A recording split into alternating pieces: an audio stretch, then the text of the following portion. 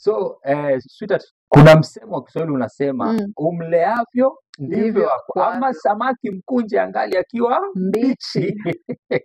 And the book of Proverbs, you see, it tells us that you need to bring up a child in the Lord, and when you do it, he will never depart from it.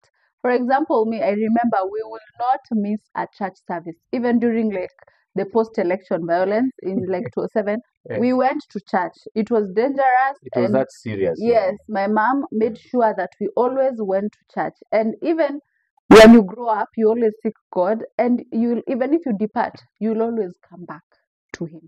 Unajua Right. sitaki kujipigia debe, lakini mimi nimeelewa kwa msingi ama Mtoto wa kwa bishop.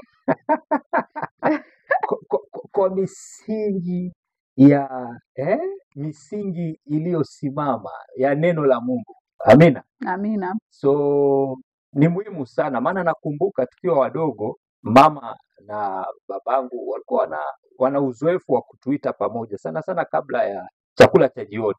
So tungeitwa pamoja, and then my mom was very persistent ama consistent in teaching us the word of God. So angefungua maandiko, angesoma neno pale, for some of us tungelazimishwa kuomba. Sasa ilikuwa tunapokezana, wewe unaombea hitaji hili, sasa kila mtu anasema hitaji yako nalo, alafu wewe unaambiwa haya, wewe utamwombea ndugu yako huyu anataka hitaji hili na hili na hili, wewe utamwombea, unaona.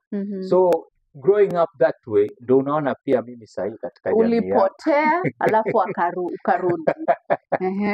maandiko anasema hawezi potea mbegu ya there's this word inasema mbegu ya Bwana haiwezi potea. You know, the Bible says in Romans 8 that we were predestined, we were called even before we were conceived in our mother's womb.